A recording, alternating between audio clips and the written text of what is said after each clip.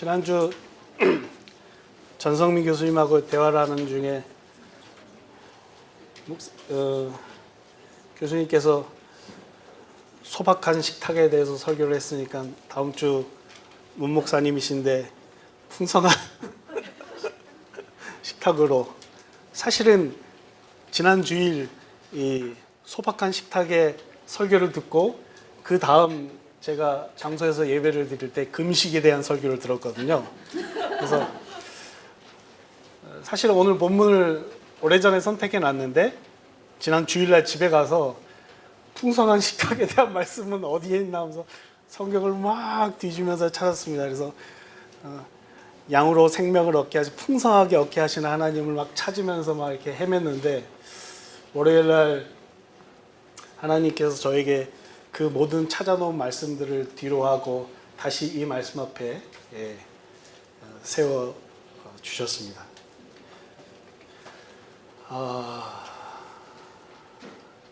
그래서 참 이 말씀을 제 스스로가 이렇게 좀 제쳐두고 싶어하는 마음도 사실 있었던 것 같고요. 그래서 이제 한 수요일쯤에는 제가 다시 하나님께 이렇게 얘기합니다. 하나님,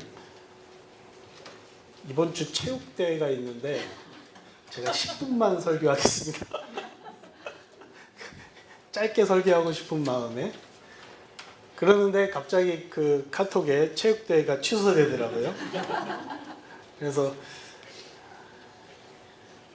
1시간 정도 설교를 할까? 뭐 이렇게 조정해도 저렇게 조정해도 제 목소리는 작으니까요. 그냥 가셔도 될 것 같습니다. 저는 그 베이커로 일하고 있습니다.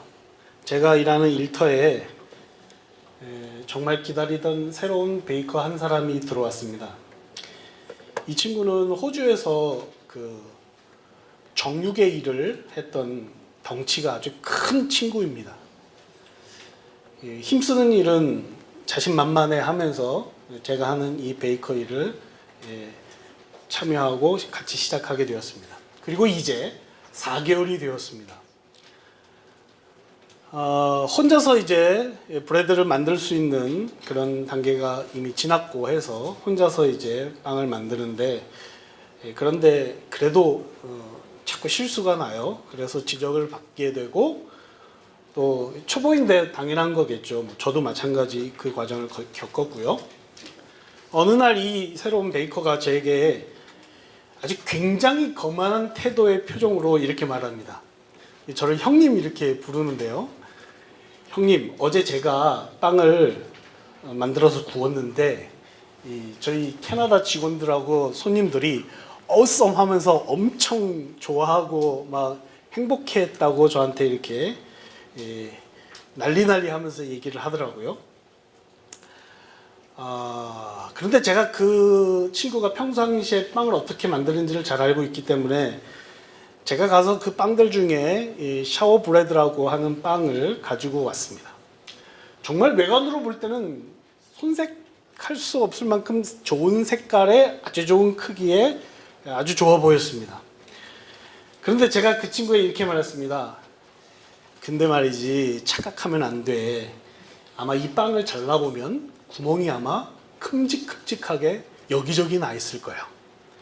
제가 이렇게 얘기했더니 이 친구가 확인해보고 싶었는지 그 빵을 가져가서 진짜 반을 딱 슬라이드 하더라고요.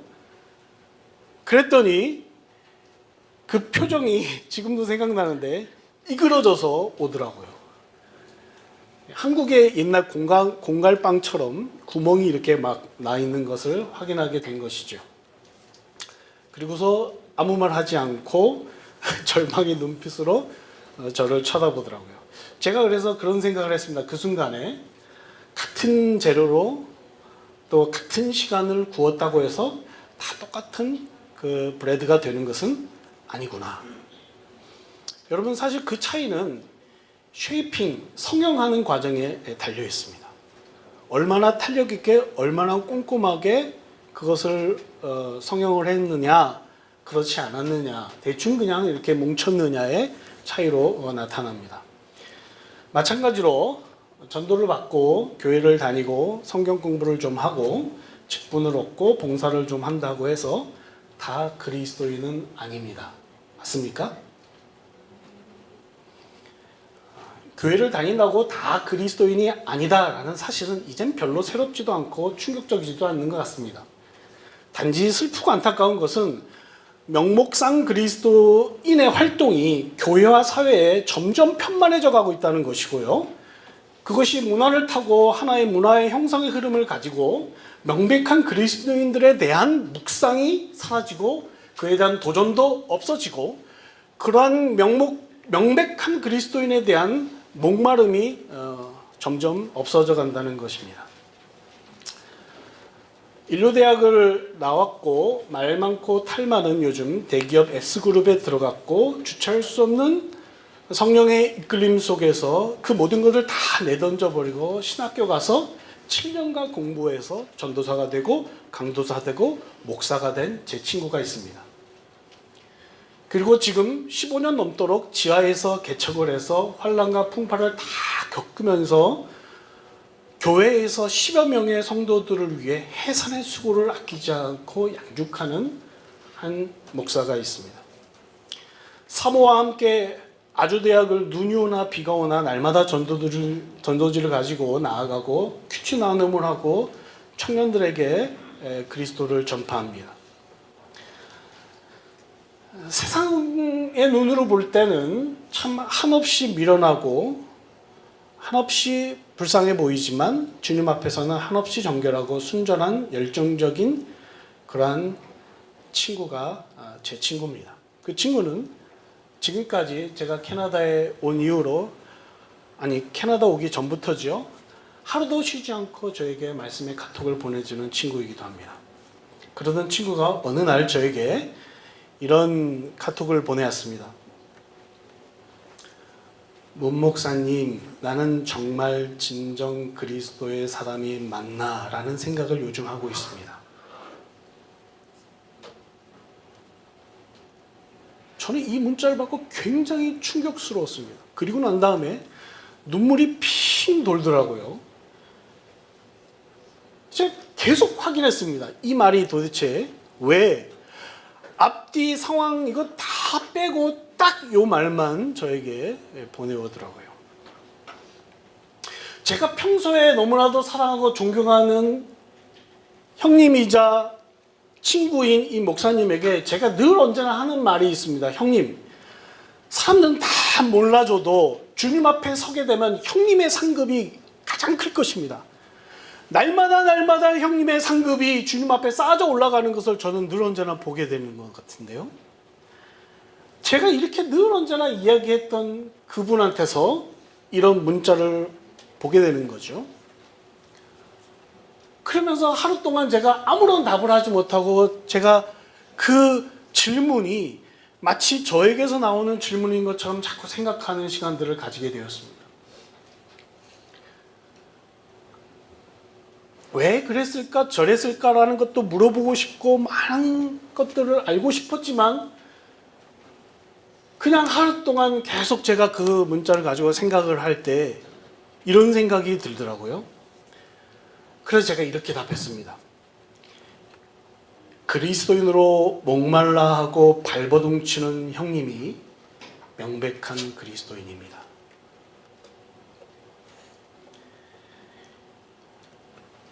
여러분, 그리스도인이 아니어도 선교할 수 있습니다. 설교도 할 수 있습니다. 전도도 할 수 있습니다. 교인들을 양육하는 일은 당연히 그리스도인이 해야 하겠지만은 그리스도인이 아니어도 얼마든지 할 수 있습니다. 정말 그럴까요? 정말 그렇죠. 어떻게 그럴 수 있겠습니까? 이런 고백을 한 존 웨슬리라는 한 사람도 있겠지만 실제 사람들의 삶을 볼 때 그렇습니다. 왜 그렇습니까? 세상에는 이런 말이 있죠. 일이 사람을 만듭니다. 일이 사람을 만듭니다. 가르치는 일을 하게 되면은 교사라는 사람이 만들어지고요. 야구든 축구든 어떤 스포츠의 일을 하면 그와 관련된 사람이 됩니다. 신학교에서 MDB 과정을 거치고 강도다구실을 보고 목사 안수를 받고 교회에서 일을 하게 되면 목사라는 사람이 만들어지게 됩니다. 저는 캐나다에서 하루에 매일 8시간 빵을 만들고 굽는 일을 하니까는 저보고 사람들이 저한테 베이커라고 말을 합니다.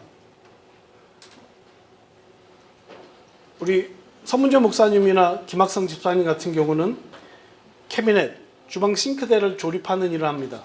저는 그런 분들을 뭐라고 부르는지 몰랐는데 최근에 알게 되었습니다. 뭐라고 부르는지 아십니까? 네? 카펜터. 카펜터. 키치너라고 하더라고요. 키치너. 내가 무슨 일을 하느냐는 어떤 사람인지를 결정하는 외적인 표현임에는 틀림이 없습니다.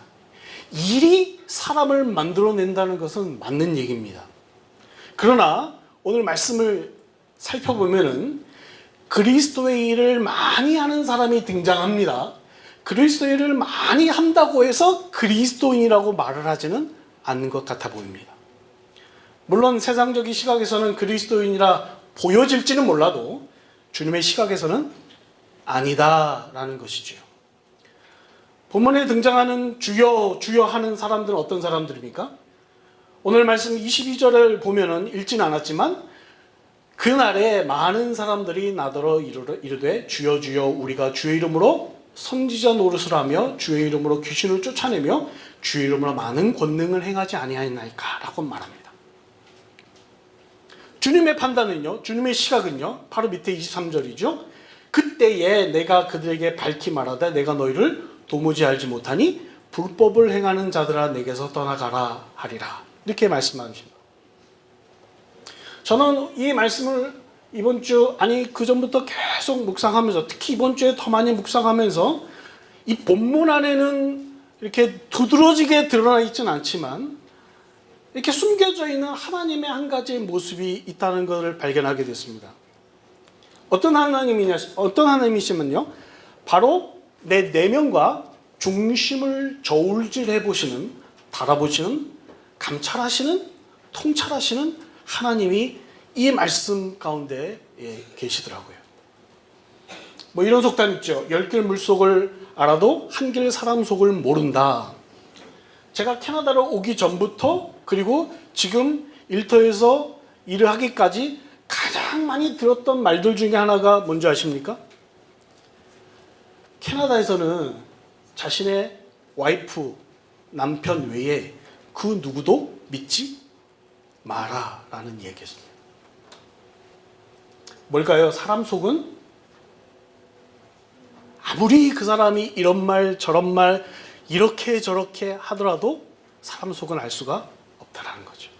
그러나 사랑하는 성도 여러분, 오늘 말씀 속의 주님은 우리 마음 저 깊은 곳의 중심을 통달해 저울질해 보시는, 모든 것을 명백하게 알아내시는 하나님이시라는 거예요. 분명하게 오늘 말씀 짧지만은 가만히 살펴보면은 이 주여 주여 하는 사람들은 신앙 고백이 분명합니다. 한 번도 아니고 두 번이나 주여 주여라고 말하고 있거든요. 그리고 주의 이름으로 선지자의 일을 하고 설교를 잘했다는 얘기죠. 귀신을 쫓아내기도 하고 다 주의 이름으로 큰 권능을 행합니다. 앞에 나서서 굉장히 많은 일을 하는 열심을 가진 사람입니다. 축사와 치유의 능력을 가진 능력자로 많은 사람들에게 칭송을 받을 수 있는 그런 사람들이기도 하겠지요. 그러나 앞서 제가 얘기한 구멍이 숭숭 난 빵처럼 모양과 무늬는 똑같고 화려하고, 아니 더 좋아 보이는지 모르겠지만 아니다라는 거죠. 주님의 판단으로. 이 과정을 아주 적나라하게 경험한 존 웨슬리가 옥스퍼드 대학, 제가 기억하기로는 그 대학인 것 같아요. 그 대학에서 설교할 때 제목이 이렇습니다. Almost Christian. 거의 크리스찬. Almost Christian은 명백한 크리스찬이 절대 아닌 거죠.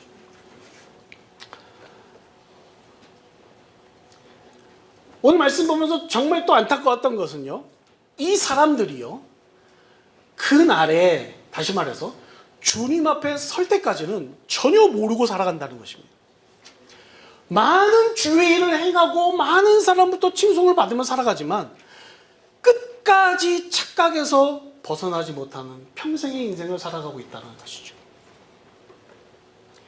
오늘 말씀을 치워버리고 싶었던 제 마음속에는 여러 가지 마음들이 있었던 것 같아요. 지금 살펴보면요. 나는 아닐 것인데, 또는 내 안에 자꾸 이 말씀으로 나를 비추는 것이 굉장히 싫었는지를 모르겠습니다. 제가 오면서 제 아내에게 이런 얘기를 했습니다. 여보, 나는 왜 자꾸 무거운 말씀만을 선택하게 되지? 사랑의 하나님, 너무나 좋은 하나님의 모습들이 많은데 그런 것 같아요. 제가 볼 때. 그랬더니 제 아내가 하는 얘기가 그렇습니다. 바로 당신에게 하나님이 하시는 말씀. 바로 당신. 제게는 잊지 못할 몇 분들이 계신데, 그 중에 2002년에 소천하신 고 김희보 목사님, 교수님으로도 더 유명하실 수 있는데, 성덕교회를 담임하시고 총신대 총장 학장까지 지내셨던 분이신데, 제게는 그분의 화려한 이력이나 그분이 쓰셨던 많은 소설서들의 책들을, 그런 것들을 뒤로 하고서 제게 남은 기억은 언제나 눈이 오나 비가 오나 아주 남루하고 초라한 목장에 대중교통과 도보로 학교를 다니시면서 대각선으로 다 찢어진 쪽가방을 메고 한 손에 허름한 성경책을 끼고 강의 꼭 15분 전에 도착하셔서 주여 부족한 죄인입니다. 그러나 오늘도 사용하시니 감사합니다. 이 말을 계속 반복하세요. 한 5분 정도인 것 같아요. 그랬던 교수님의 모습이 제게 남아 있습니다.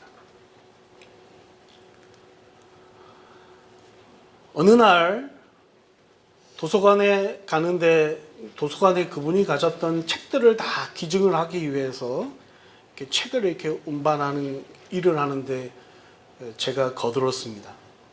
이렇게 저렇게 거두면서 교수님하고 책들을 이렇게 쭉 쌓아놓으면서 제게 물으셨던 질문과 대답을 저는 평생 제 마음에 남아 있습니다. 이렇게 물으시더라고요. 전도사님, 왜 공부하러 오셨어요? 저는 이 교수님을 할아버지 교수님, 저한테는 그때 할아버지셨거든요. 할아버지 교수님 그랬거든요. 그분의 질문은 짧지만은 왜 목사 되려고 여기 왔느냐, 이런 질문 같이 들렸습니다. 제 속의 실제 대답은 하나님이 무서워서 왔어요, 두려워서 왔어요, 아플까봐 더 이상 죽지 않으려고 왔어요. 이게 이제 제가 가지고 있는 진짜 대답인데, 제가 불쑥 튀어나온 대답이 이거였습니다. 교수님처럼 되고 싶어서요. 아마 이 교수님에게 잘 보이고 싶었는지, 뭔가 아부근성에서 나오는 하나의 말이었는지 모르겠어요. 그 말이 딱 튀어나왔던 것 같아요. 그랬더니 일축해서 저에게 아주 냉정하면서도 따뜻한 그 인자한 표정을 지금도 잊을 수 없습니다. 저에게 이렇게 얘기해요. 안 돼, 그러면. 안 돼, 그러면. 나는 이로운 목사가 되기 위해서 공부를 시작했고, 그리고 교수가 되었고, 지금 학생들을 가르치를 여전히 하고 있지만, 시간이 점점점 갈수록 점점점 되고 싶고 확인하고 싶은 것이 있는데, 그것은 명백한 그리스도인이네. 그러면서 저에게 이렇게 말씀하셨어요. 교수보다는 목사가 되게. 그때 저는 학교에서 교수 후보생으로 이렇게 선발되어서 가는 길을 걷고 있었거든요. 교수보다는 목사가 되게. 그런데 목사보다는, 특히 그런 목사보다는 명백한 그리스도인이 되게라. 아주 짧지만 이 대화가 제 머리 깊은 곳에 박혔고 제 가슴 속에 파묻혔습니다. 그때가 1992년이고 지금은 2018년도니까 26년 정도 지난 것 같아 보입니다. 제가 인생을 살아오면서 그 모든 과정을 겪어가면서 뭔가를 선택하고 뭔가를 결정하고 판단하고 뭔가를 포기하고 할 때 늘 언제나 이 부분이 계속 제 마음속에 울려졌습니다. 그리고 나서 몇 해 지나서 좀 더 해가 지나서 그분은 소천하셨죠. 지금 생각해보면 주님 앞에 갈 날이 가까우니까 여러 가지 많은 집약적 생각이 그분 안에 들어오지 않았을까라는 생각을 해보기는 하는데요. 저는 지금 제가 생각할 때는 아직 주님 앞에 갈 날이 그렇게 많지는 않은 것 같아요. 아니, 뭐라고 할까요?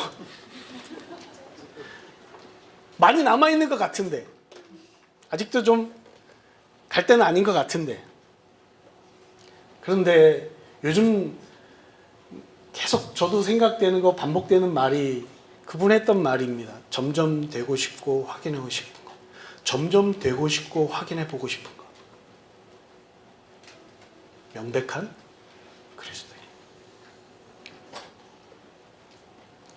여러분은 22절에 그날에라는 이 말이 여러분에게는 어떤 말로 들려지십니까?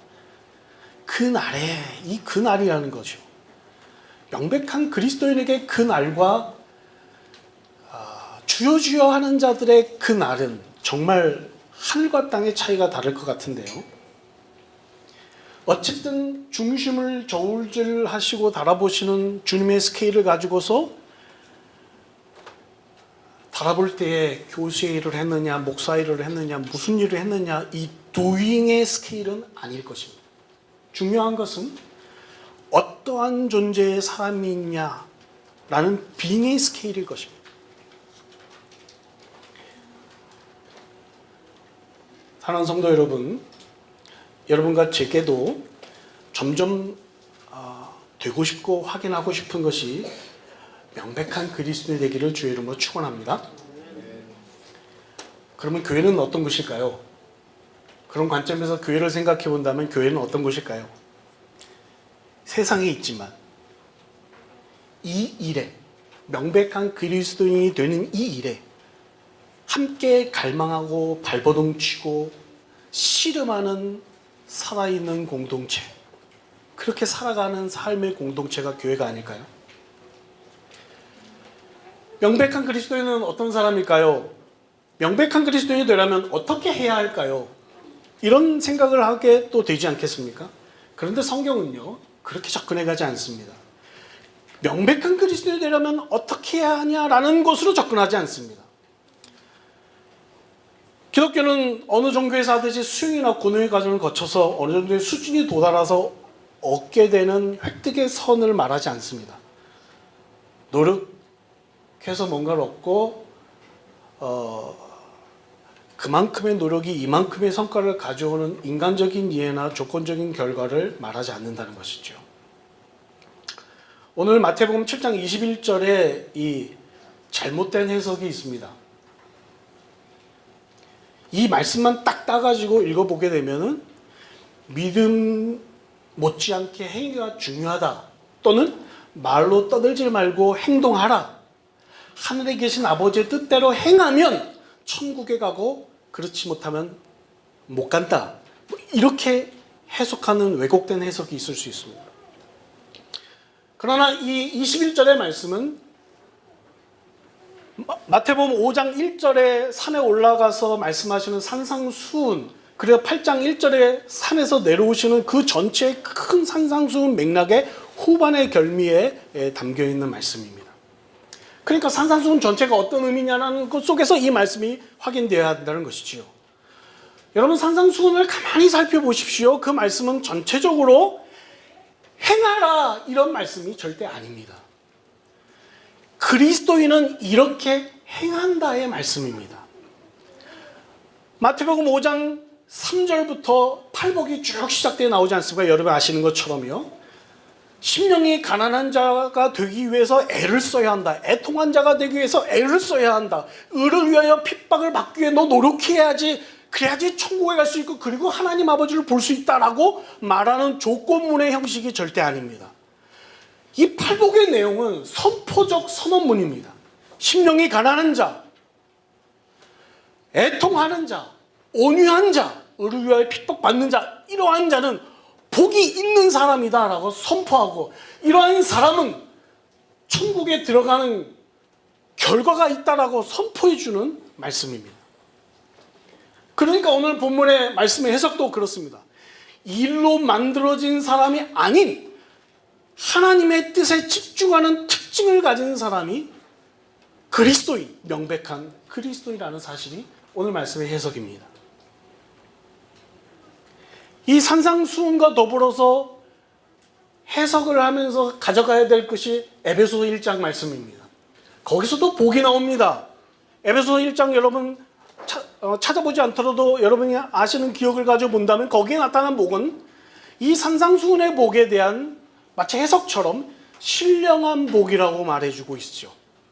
신령한 복을 가지고 있는데 그 신령한 복은 창세전에서 그리스도 안에서 우리를 택하신 하나님 아버지의 기쁘신 뜻 안에서 이루어졌다라고 에베소서 1장은 계속 설명해 나가고 있는 것을 볼 수 있습니다. 복 있는 사람은 창세전에서 우리의 노력과 우리의 어떤 행동과 관계없이 그분이 무조건적인 은혜 속에서 선택되어지는 것, 그분의 기쁘신 뜻대로 만들어진다는 것이죠. 그러니까 그리스도인은 하나님의 뜻에 집중하게 되고 그 뜻에 민감하게 되는 것이지요. 그 뜻에 집중하고 민감한 자가 가지는 내적인 느낌과 나타남은 어떤 것일까요? 사도행전 2장을 보시면은요, 베드로가 설교를 하지요. 수많은 사람들이 그 설교를 듣고 감동을 받습니다. 그러나 성경은 그렇게 기록하고 있죠. 듣고 마음에 찔려 회개하고 성령을 선물로 받았다라고 표현하고 있습니다. 여러분, 이 말의 의미를 문자적인 게 아니라 여러분의 느낌적으로 이해하고 계십니까?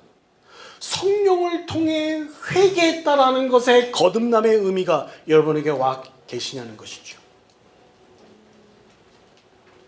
이 부분을 좀 더 깊게 설명하고 싶습니다. 그러나 성령에 관해서 깊은 설명을 하면 할수록 이것이 우리 눈에, 우리 머리에 이해할 수 있는 말로 표현되기가 어렵습니다. 다시 말해서 명백한 그리스도인이냐 아니냐는 것, 사람의 눈으로 판단하고 사람의 눈으로 척도를 잴 수가 없다라는 것이죠. 그러나 확실한 것은 그런 성령의 감동을 받아서 회개의 과정을 거친 자가 가지는 삶의 방식은요, 사도행전 2장 3장을 계속 읽어가시다 보면요, 자기의 소유의 것을 다 팔아 통용합니다. 이것은 뭘 말할까요? 자기가 세웠던 계획과 뜻의 모든 것들의 포기가 일어나기 시작하고요, 그 다음부터 내 뜻은 뒤로 하고 하나님의 뜻에 집중하는 인생의 삶을 살아가게 된다는 것이죠.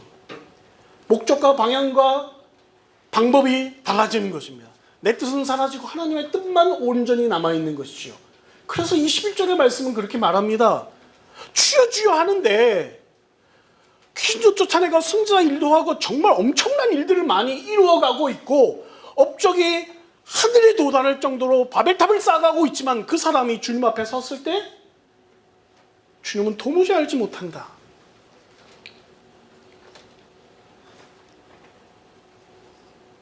명백한 그리스도인은 자기 뜻이 사라지고 하나님의 뜻에 몰두 또 찾게 됩니다. 그런데 그리스도인이 되었다고 모든 부분들이 하나님의 뜻에 대한 분별이 가능하고 하나님의 그리스도인으로 살기 위한 목마름과 포기하는 거룩이라는 하나님의 거룩한 뜻 앞에 온전히 나아갈 수 있는 것은 아닌 것 같습니다. 실패하죠. 또 넘어지죠. 또 좌절하죠. 그래서 괴로워하죠. 앞서 말씀드렸던 제 친구 목사가 나는 그렇게 거룩한 인생을 살고 있으면서도 나는 그리스도인이 아닌 것 같아 라고 돌아보는 질문을 하게 되는 삶을 살게 되죠. 오늘 21절의 말씀을 읽게 되면은 가슴이 덜컥하고 두려워하고 걱정스럽고 힘들지요. 그런데요, 여러분, 오늘 주여 주여 하는 자마다 라는 사람이 이 말씀을 보게 된다면 어떻게 될까요?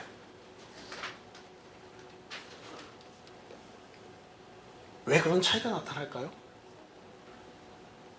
일은 더 많이 했는데 동기가 달라요.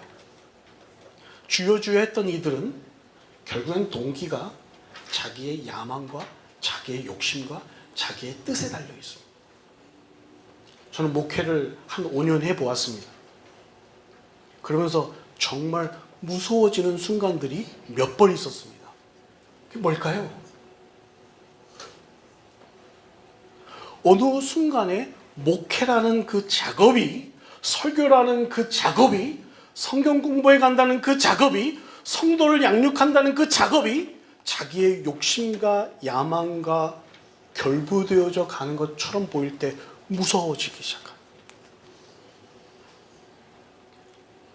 오늘 이 본문의 말씀을 가지고 오카노 목사님이 설교하셨던 것을 예전에 들었는데, 그분의 설교 가운데 정말 어려운 얘기 한마디 하셨는데 이 말씀을 가지고 이렇게 표현하시더라고요.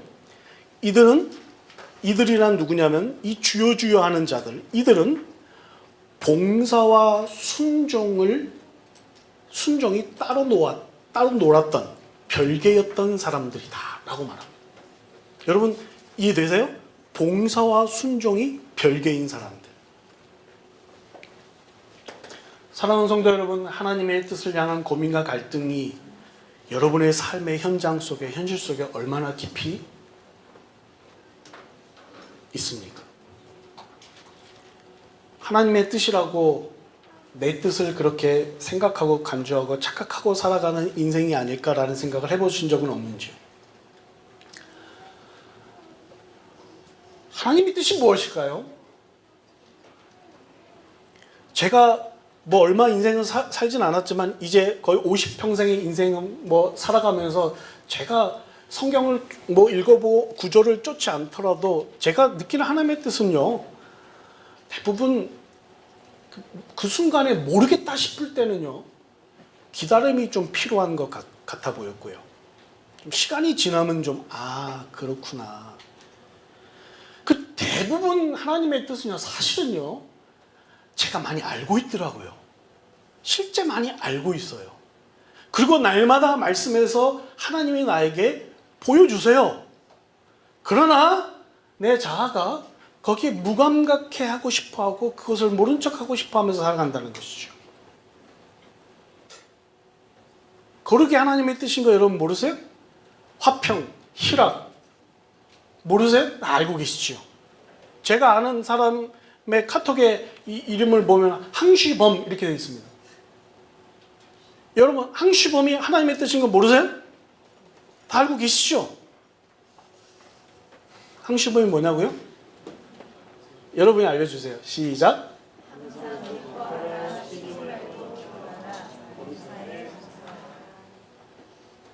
무엇보다 중요한 하나님의 뜻, 영생 아니겠습니까? 요한복음 7장에 영생이 하나님의 뜻이라고 말합니다.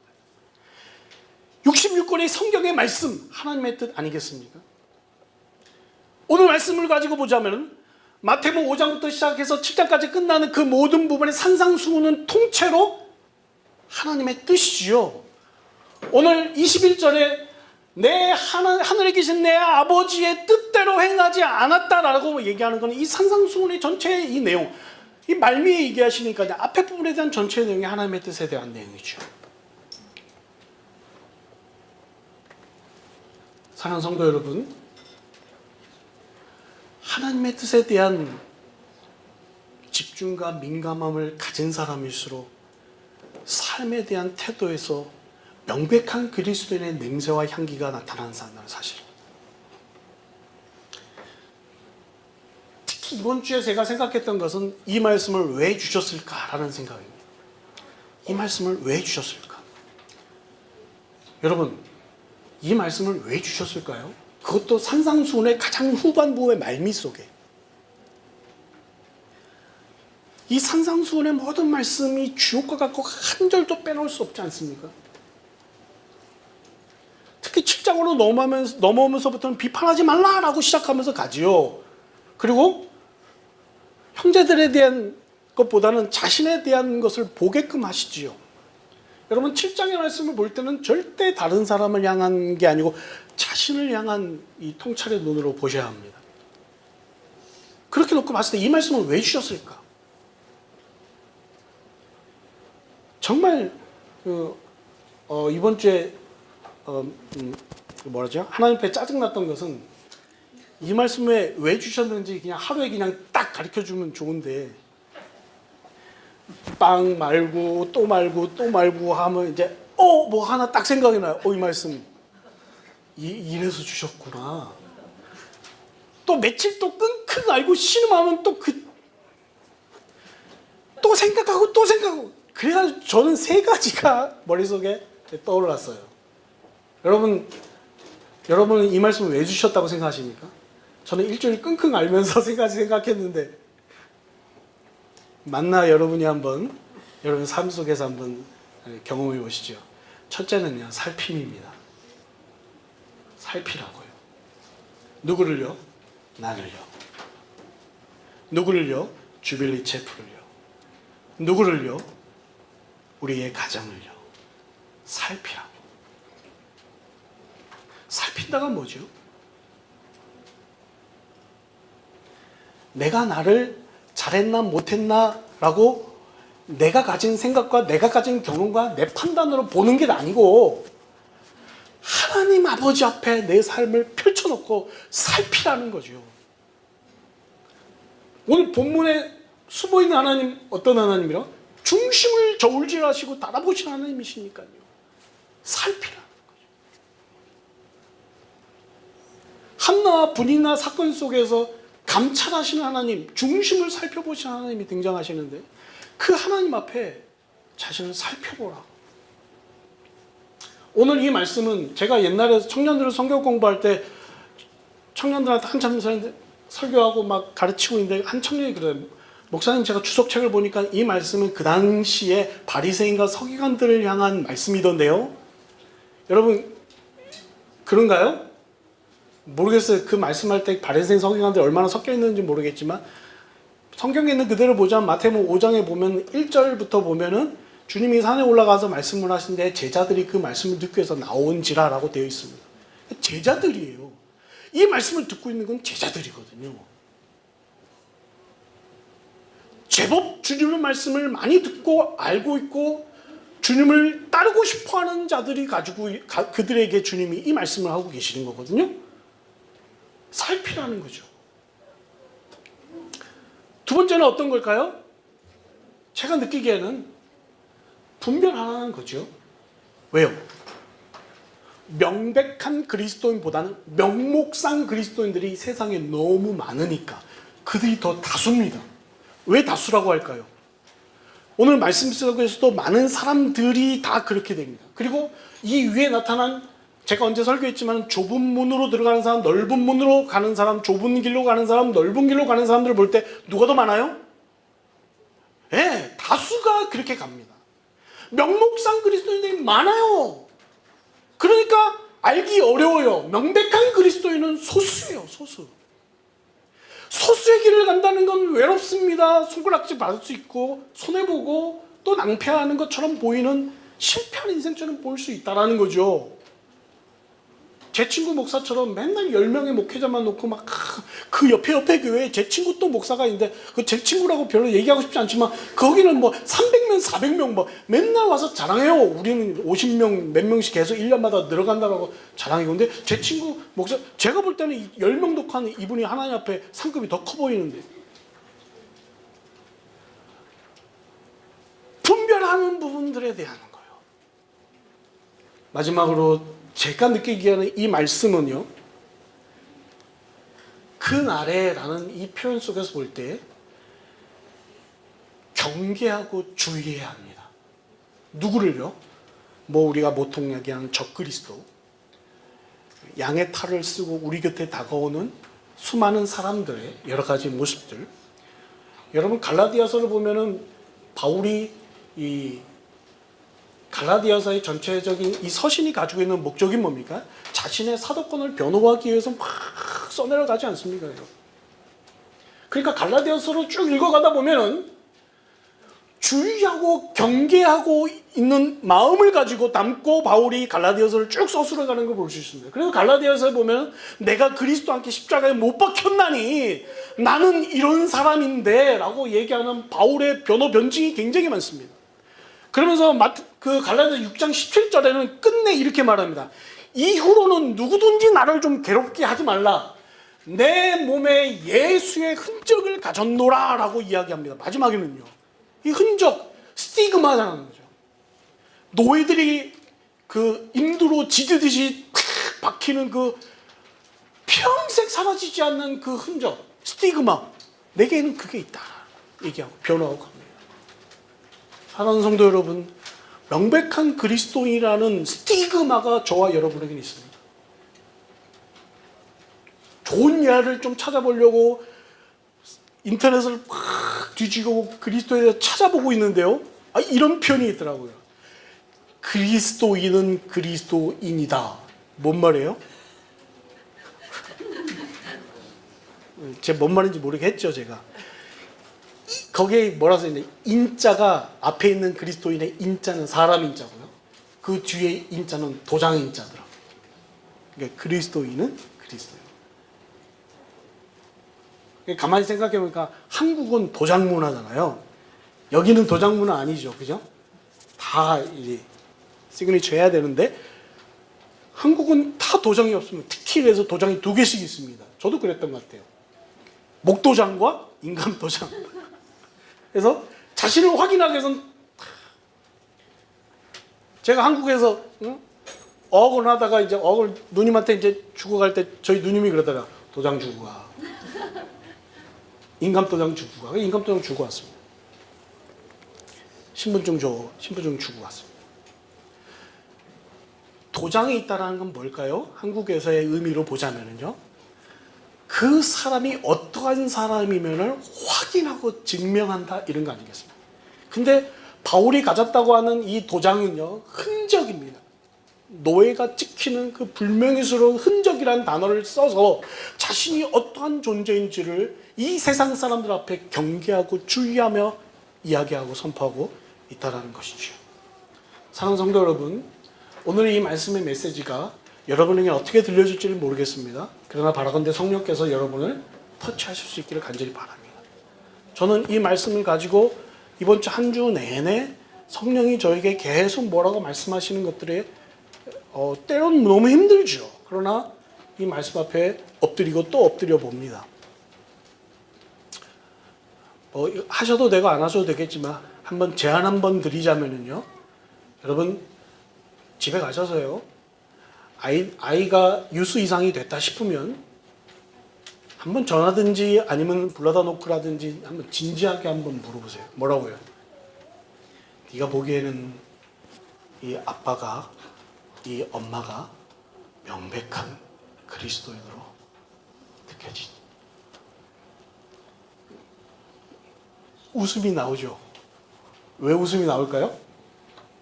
저도 웃음이 나와요. 왜 웃음이 나올까요? 이 웃음에는 여러 가지 의미가 있는데 뭐 어떤 대답이 나올까 뭐 분명하게 알고 있다 이런 의미도 있을 수 있고, 하지만 그 질문하는 과정을 거치라는 것은 뭘까요? 그 아이가 어떤 대답을 하느냐 보다도 살피고 분별하고 경계하고 주의하는 우리의 삶이 되길 간절히 바랍니다. 주빌리 채플은 무엇으로 유명할까요? 찬양으로, 네? 자유로. 주빌리 채플은 자유로 유명합니다. 밴쿠버 제가 와서 어디 답니까? 주빌리 채플 예? 어디요? 저기 트리니티 웨스턴 유니버시티 이렇게 얘기하면 그리고 뭐 별로 뭐. 그런데 아시는 분들은 그러더라. 목사님, 선교사님 많이 가는 곳이요.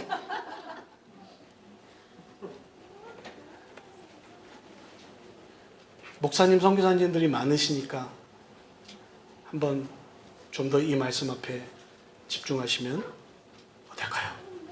기도하겠습니다.